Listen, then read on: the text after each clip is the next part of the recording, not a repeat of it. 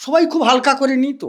হ্যাঁ, প্রতিপদ তিথিতে যারা জন্ম হয়, একটা শুক্লা প্রতিপদ আছে, একটা কৃষ্ণা প্রতিপদ আছে। তো প্রতিপদ তিথিতে আগুনের প্রতীক।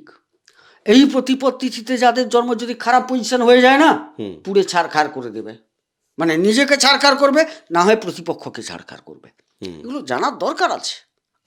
আমাদের দর্শকদের, কে কার কোথায় কি দেখলেন জানি না, আমার দর্শক মানে আমার লোক। আমি তাকে জানাতে চাই, তিনি উপলব্ধি করুন, আগে থেকে প্রস্তুত থাকুন। সফলতা পাওয়ার জন্য ওনারা পদক্ষেপ নেবেন কিভাবে, সেই জায়গাটা কতখানি দেখাতে পারি, এই আঙ্গিকেই আমাদের আলোচনাটা হোক। কেননা এই সময় যেমন কিছু মানুষের জন্য, আপনাদেরই কথা বলছি, কিছু মানুষের জন্য যেমন কর্মস্থল থেকে টাটা বাই বাই বিদায় নেওয়ার, আবার কিছু মানুষের কিন্তু পদোন্নতির জায়গা থাকছে। পয়সা ফেরত চাইছে।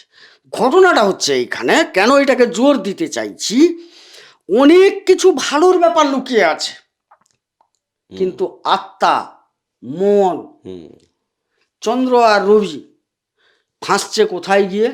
রাহুর সান্নিধ্যে গিয়ে দিয়ে একটা ক্যাওস পাকাবে। তার মানে ওখানে গন্ডগোল, লোকে কি পয়সা দেবে, দুঘা পেটাবে ওই জায়গায়। একদম তাই। এখানেও কর্মস্থলে কি হবে, অহেতুক কিছু ভাবনা চিন্তা প্রয়োগের সুবাদে, মানে কি। আজকের মূল এপিসোড শুরু করার আগে আপনাকে মা নর্মদার কৃপা আপনি কি করে পাবেন, আপনাকে আমি জানাতে চাই। আপনি যদি প্রতিদিন ত্রিকাল এই নর্মদাষ্টকম পাঠ করেন, আপনি মায়ের কৃপা পাবেনই পাবেন। মায়ের কৃপা আপনার উপর বর্ষিত হবে।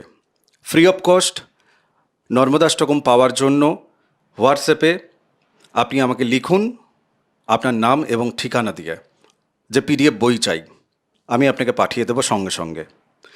এই পিডিএফ বই আপনি প্রতিদিন 5 জনকে শেয়ার করুন। আর যারা নর্মদাষ্টকম পাঠ চক্রে অনলাইনের মাধ্যমে জয়েন করতে চান ফ্রি অফ কস্ট, তারাও আমাকে হোয়াটসঅ্যাপে লিখবেন। আসুন আজকের মূল এপিসোড শুরু করা যাক। নমস্কার, নর্মদে হর শিবকুণ্ডা মা নর্মদাকে প্রণাম জানিয়ে শুরু করছি আজকের এই এপিসোড। ফেব্রুয়ারি মাসে আপনাদের মাসিক রাশিফলের সময় বলেছিলাম যে খুব গুরুত্বপূর্ণ একটা ঘটনা আপনাদের জীবনে কিন্তু ঘটতে চলেছে, আর যেটা নিয়ে আমরা আলাদা একটা এপিসোড করব। কারণ এই যে ঘটনাগুলো ঘটবে, এর রেশ আগামী সারাটা জীবন আপনাদের দাগ কেটে যাওয়ার মতো।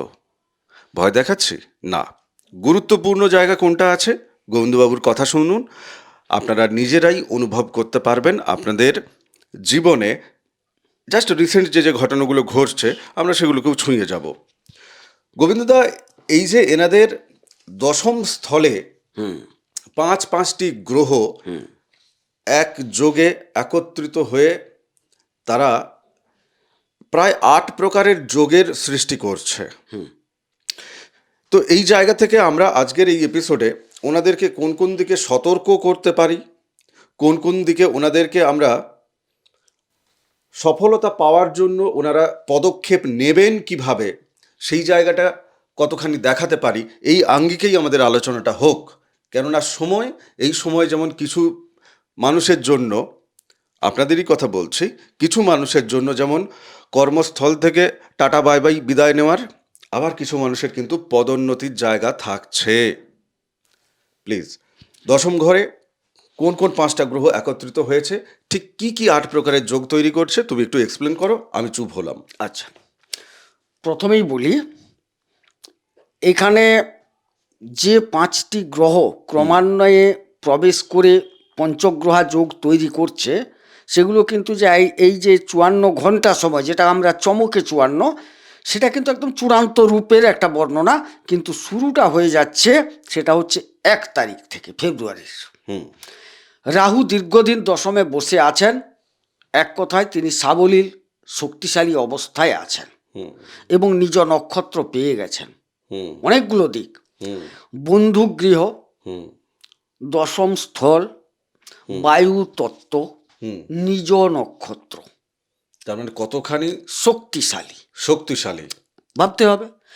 কিন্তু এই যে আজকে বৃষ নিয়ে আলোচনা করছো, বৃষের অধিপতি কে? শুক্র, রাহুর বন্ধু। আচ্ছা, ভাবতে হবে। তাইলে শুক্র রাহু পরস্পর একটা মিত্রতা আছে, ভালো ফল পাবে। হুম কিন্তু বাকি যে জায়গাগুলো, শুধু তো লগ্ন বা রাশিপতি হলে হবে না, দ্বিতীয় পতি যাচ্ছে ওখানে, হুম সঞ্চয়, ধনসম্পদ, ব্যাংক ব্যালেন্স, তার অধিপতি, সে 1 তারিখ পৌঁছাচ্ছে। হুম কিন্তু যখনই রাহুর ঘরে পৌঁছে গেল বুধ, একটা জড়ত্ব যোগ তৈরি হচ্ছে, নাম্বার 1 যোগ হিসেব রাখো এবারে, হুম জড়ত্ব যোগ তৈরি হয়ে গেল। ঠিক 5 তারিখ কিন্তু শুক্র প্রবেশ করছে ওই জায়গায়। হুম শুক্র রাহুতে একটা অতিলিপ্সা ভাব তৈরি হয়ে যাচ্ছে। শুক্র বুধে একটা লক্ষ্মীনারায়ণ যোগ তৈরি হলো। তাইলে কটা যোগ হলো? 3টে। 3খানা হলো। একটা জড়ত্ব, একটা লক্ষ্মীনারায়ণ, মানে জড়ত্বটা খারাপ, লক্ষ্মীনারায়ণটা ভালো, আরেকটা হচ্ছে তোমার অতিলিপ্সা ভাব। অতিলিপ্সা। এবার এটাকে আপনার জন্মছকে রাহু ঠিক কি ডিগ্রিতে বসে আছে, কি ভাব থেকে এসছে, ওইটার উপর কিন্তু ডিপেন্ড করছে যে আপনি অতি লোভের দিকে এগোচ্ছেন, বা অতি লাভের দিকে এগাচ্ছেন। অতি লাভের দিকে এগোচ্ছেন। কথাটা বোঝা গেল জিনিসটা? ঠিক। আচ্ছা, এরপরে কি হচ্ছে, 13 তারিখের পর রবি প্রবেশ করে যাচ্ছেন। রবি হচ্ছেন চতুর্থাধিপতি। হুম চতুর্থ কি কি দেয়? গাড়ি বাড়ি, কিছু স্থাবর অস্থাবর জমি জায়গা, হুম যারা শিক্ষা গ্রহণ করছেন, পঠন পাঠন করছেন, স্নাতক স্তর পর্যন্ত তাদের পঠন পাঠন, হুম মায়ের শরীর স্বাস্থ্য, হুম এগুলো নির্ভর করে। একটা জিনিস দাদা একটু ভুলে গেলে চলবে না, আমাকে কারেক্ট করতে পারো তুমি। হ্যাঁ, বলো। চন্দ্রের প্রসঙ্গে আমরা আসবো এখানে, কিন্তু রবি তিনি কিন্তু আত্মার একটা কারক। হ্যাঁ, তাই না? অবশ্যই আত্মার কারক গ্রহ। ওনার শরীর শুক্র হতে পারে, ওনার মন চন্দ্র হতে পারে, কিন্তু রবি হচ্ছে আত্মা, ওনার নিজের, অবশ্যই। আপনাদের নিজেদের আত্মা হচ্ছে রবি। তাহলে সেই আত্মার সাথে রাহু যোগ হচ্ছে, সেই আত্মার সাথে বুধের যোগ হচ্ছে। বুদ্ধি, জ্ঞান, বাক্য, বুধ। এবারে সেই আত্মার সাথে শুক্র হচ্ছে একটা কি ধনের প্রাচুর্যতা, একটা বিলাস বহুলতা, হুম সব একে একে পৌঁছাচ্ছে। ঠিক। দিয়ে এ পর্যন্ত কটা হলো? 4টে গ্রহ পৌঁছে গেল। হ্যাঁ। এই রবি পৌঁছে যাওয়ার ফলে আরও 2-3টে যোগ তৈরি হয়ে গেল। একটা হচ্ছে শুক্র তো আছে, রবি শুক্রে একটা দারিদ্র যোগ তৈরি হলো। কোথায় হচ্ছে? কর্মস্থলে। কর্মস্থলে। আচ্ছা, রবি বুধে একটা বুধাদিত্য যোগ তৈরি হলো। কোথায় হচ্ছে? কর্মস্থলে। আবার রবি রাহুতে গ্রহণ যোগ তৈরি হলো। কোথায়? কর্মস্থলে। 6খানা যোগ হয়ে গেল। 6খানা না, হ্যাঁ 6খানা যোগ হয়ে গেল। এবারে চন্দ্র 17 তারিখ তিনি যদিও ধনিষ্ঠা নক্ষত্রে সকালবেলা 9:31:15 ঢুকছেন, কিন্তু কুম্ভ রাশি পাচ্ছেন না। কুম্ভ যে জায়গাটায় ঘটনাটা ঘটছে সেটাই তিনি ঢুকছেন রাত্রি 9:53:16 ধনিষ্ঠা নক্ষত্রেই থাকছেন। ধনিষ্ঠাতে থেকেই তিনি কুম্ভ রাশিতে প্রবেশ করছেন, অর্থাৎ যেইটাই এই ঘটনাটা ঘটতে চলেছে। এবারে ঘটনা ঘটা শুরু হলো। এতক্ষণ ছিল একরকম, এবারে সেখানে মন সংযোজিত হলো। ব্যাপারটা বোঝা গেল? একদম কারেক্ট। এইবারে সেই জায়গায় আরো 2টি যোগ তৈরি হয়ে গেল। রবির সাথে যখন ওর সংযোগ নক্ষত্রে ঢুকে গেছে, মানে সেদিন অমাবস্যা হবে, হয়ে গেছে। এবারে রাত্রি থেকে মনোবিকলন তৈরি হলো, মনস্তাপ ভাব তৈরি হলো, মনের ওপর একটা আচ্ছাদন পড়ে গেল, আস্তরণ পড়া শুরু হয়ে গেল। কারণ রবি আর চন্দ্রতে একটা অমাবস্যা যোগ ধরা হয়, আর চন্দ্র রাহু মিলে একটা গ্রহণ যোগ ধরা হয়। এবার আমার প্রশ্নের উত্তর দাও। যারা ধরো অমাবস্যা তিথিতে, আমরা যখন জন্মছকগুলো দেখি তো সেখানে দেখি যে বিভিন্ন তিথি, করণ, কি পায়া পেয়েছে, গণ পেয়েছে, ইত্যাদি ইত্যাদি। কেমন অমাবস্যা তিথিতে যার জন্ম, তাহলে তার ওই 17, 18, 19 এই যে যাত্রাপালা, সেখানে তিনি কোন চরিত্রে তাকে নিজের ইচ্ছা না থাকলেও অভিনয় করতে হবে? ইচ্ছে তার এমন হবে, অতি তীব্রতা বৃদ্ধি পায়, মানে অভিনয় করার জন্য। হ্যাঁ, আচ্ছা। অতি তীব্রতা বৃদ্ধি পায় ওই সময়কালে। হ্যাঁ, আকাঙ্ক্ষা বৃদ্ধি পায় এই সময়কালে। বোঝা গেছে তো? এই তিথিগুলো তাকে অনেকটা, কি বলবো, যারা ভালোর জায়গায় আছেন অতি ভালোর দিকে আকর্ষণ করে, যারা খারাপ জায়গায় আছেন অন্যান্য গ্রহাবস্থার অনুসারে অতি খারাপের দিকে আকর্ষণ করে। আগেকার দিনে মনে করবে, একটা উদাহরণ দিচ্ছি, আমি কোনো নির্দিষ্ট বলছি না, আগেকার দিনে দেখবে চুরি ডাকাতিটা হতো অমাবস্যা, চতুর্দশী, মানে অন্ধকার ঘোর রাত্রে হুম। হতো। আজও বেছে হয়, নিত, বেছে আজও নেওয়া হয়। হয়। কেন ওই তিথি ইম্পর্টেন্ট, তাই তো? একদম। আমি আরো দর্শকদের বলছি আমাদের প্রয়োজনের নিরিখে, হুম। আমি প্রদীপ ভাইয়ের সাথে আলোচনা করেছি, পঞ্চাঙ্গ একটা গুরুত্বপূর্ণ জ্যোতিষশাস্ত্রের অঙ্গ, 5টা অঙ্গ: তিথি, বার, যোগ, করণ, নক্ষত্র। এর উপর আমরা এপিসোড আনবো, আসবে। প্রয়োজন আছে। প্রত্যেকটা মানুষ হুম। তিনি জানুন। তুমি জানো এই যে প্রতিপদ, হুম। সবাই খুব হালকা করে নিত। হুম। হ্যাঁ, হুম। প্রতিপদ তিথিতে যারা জন্ম হয়, একটা শুক্লা প্রতিপদ আছে, একটা কৃষ্ণা প্রতিপদ আছে। তো হুম। প্রতিপদ তিথিতে আগুনের প্রতীক। এই প্রতিপদ তিথিতে যাদের জন্ম, যদি খারাপ পজিশন হয়ে যায় না, হুম। পুড়ে ছারখার করে দেবে। মানে নিজেকে ছারখার করবে, না হয় প্রতিপক্ষকে ছারখার করবে। হুম। এগুলো জানার দরকার আছে। আমাদের দর্শকদের, হুম। কে কার কোথায় কি দেখলেন জানি না, আমার দর্শক মানে আমার লোক, হুম। আমি তাকে জানাতে চাই। হুম। তিনি উপলব্ধি করুন, আগে থেকে প্রস্তুত থাকুন। হুম। এটা আমার ইচ্ছে। তিনি নেবেন কি নেবেন না তার ব্যাপার। না, না, অবশ্যই জ্ঞানের খোঁজের জায়গা থেকে এই বিষয়গুলো অবশ্যই আমরা আলোচনাতে নিয়ে আসব। এবং আমার যেটা মনে হয় যে মানুষ তার ওই যে জন্মছকটাকে নিয়ে যখন তিনি বিচার বিবেচনার জন্য জ্যোতিষীর কাছে আসছেন, সেটা না মানে একটু 13-14 বছর বয়সের যখন পা রাখছে সন্তানেরা, তখন এই জায়গাটা আপনারা করে ফেলবেন। কেননা তারপরেই কিন্তু আইনের যে জায়গা, আইনের যে শক্ত হওয়ার যে জায়গাটা, তখন আর বলা যাবে না যে না বাচ্চা ছেলে ভুল করে ফেলেছে। তো সেই বাচ্চা ছেলের তকমাটা কিন্তু তারপরে সরে যাবে আর কি জীবনে। আমি আর একটা বার্তা দিতে চাই আজকে আমার দর্শকদের উদ্দেশ্যে। আমরা যখনই হাতছাড়া হয়ে যায় জিনিসটা না, তখনই পৌঁছে যাই কি করে পাবো। হুম। এটা আমাদের একটা চরিত্র, সব মানুষেরই। সব মানুষের হয়ে গেছে। না, আমি বলবো যে না, আগে থেকে জানুন আপনার হাতছাড়া হবে কি না। হ্যাঁ। কোন ক্ষেত্র থেকে বলছি? একটা শিশু জন্মালো, জন্মানোর কিছুদিনের পর যখন তাকে আমি শিক্ষা দীক্ষার জায়গা নিয়ে ভাবতে চাইছি, আমরা প্রত্যেকে বাবা মা চাই, একজন চোর ডাকাত বদমাশও চায় তার ছেলেটি যেন সুশিক্ষিত হয়, ভালোও হয়। সে চুরি করে টাকাটাও কিন্তু ছেলেটা ভালো যাতে হয় তার জন্য খরচ করে।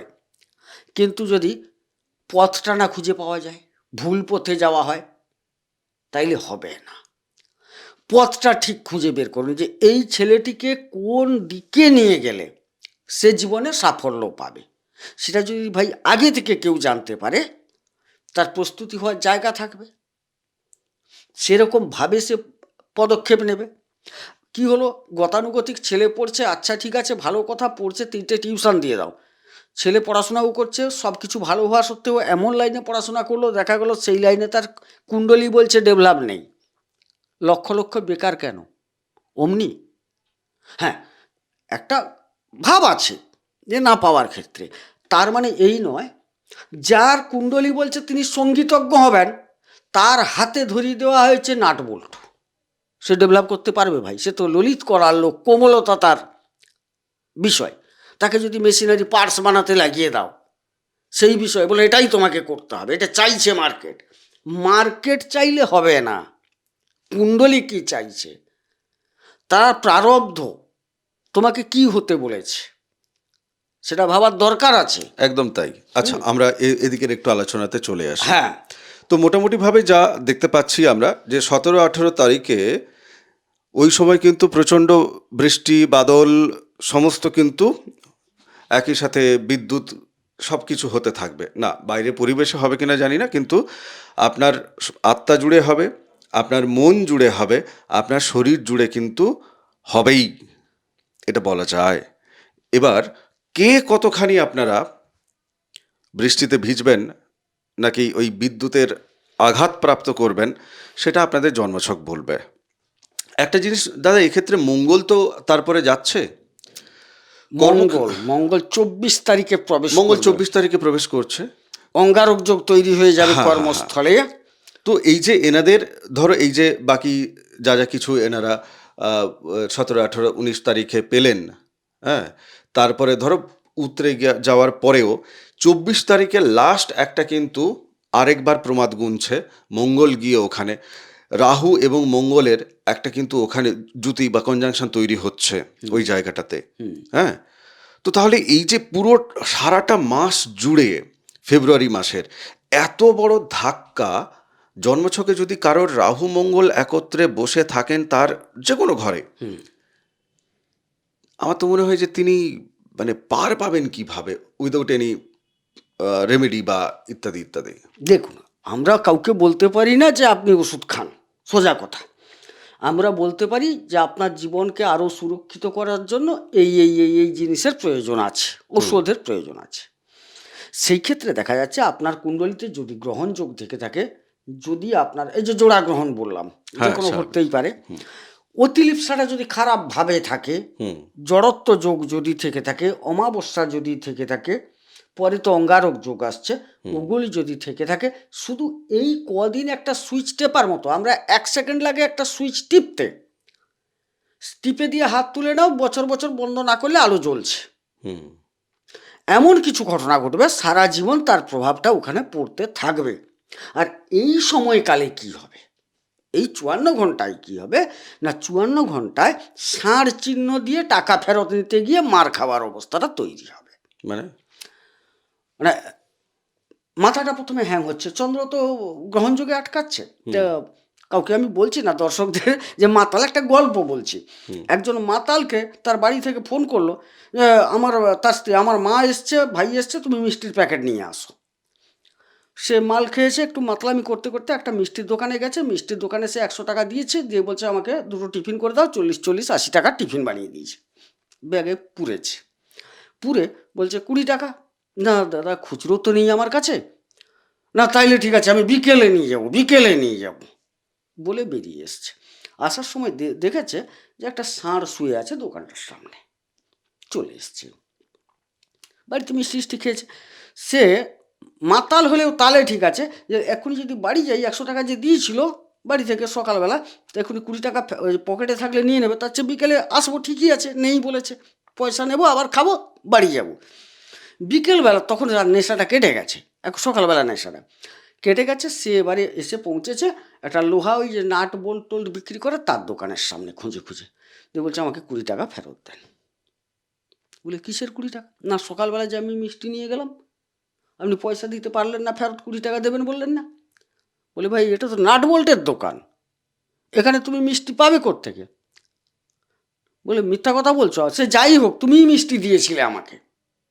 বলে এটা অকল্পনা, আর এটা নাট বোল্টের দোকান, এখানে মিষ্টি কোথায় পাবো? আমি এত বুঝি না, আমি সকালবেলা যখন যাই, আমি তোমার দোকানের সামনে বাকি আছে টাকা, 20 টাকা দেবে বলেছো, আমি দেখেছি, আমি ষাঁড় চিহ্ন রেখে গেছি, এই তো সেই ষাঁড় শুয়ে আছে, অর্থাৎ তুমি পয়সা ফেরত দাও।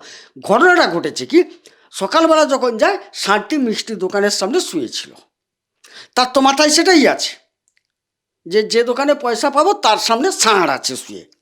বিকেলবেলা যখন বেরিয়েছে, সেই মিষ্টির দোকানের যে ষাঁড়টা, সেই এসে কী করেছে, নাট বোল্টের দোকানের সামনে শুয়েছে, সেখানে সে পয়সা ফেরত চাইছে।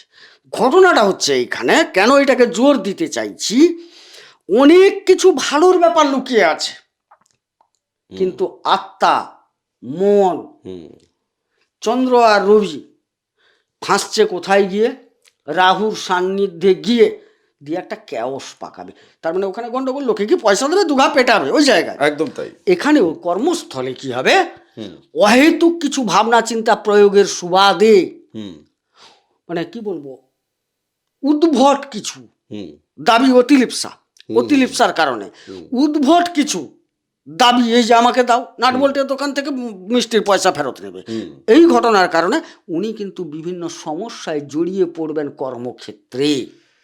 খুব স্বাভাবিকভাবে একটা কথা বলা যেতে পারে যে আপনার যিনি লগ্নাধিপতি শুক্র, ঠিক একইভাবে আপনার ষষ্ঠপতি, অর্থাৎ আপনার রোগ, আপনার রিপু মানে আপনার শত্রু, আর আপনার ঋণ, আপনি নিজের কারণেই নিজেই রোগগ্রস্ত হন, আপনি নিজেই শত্রু, আবার আপনি নিজেই কিন্তু নিজেকে রোগ ভোগের দিকে চালনা করছেন।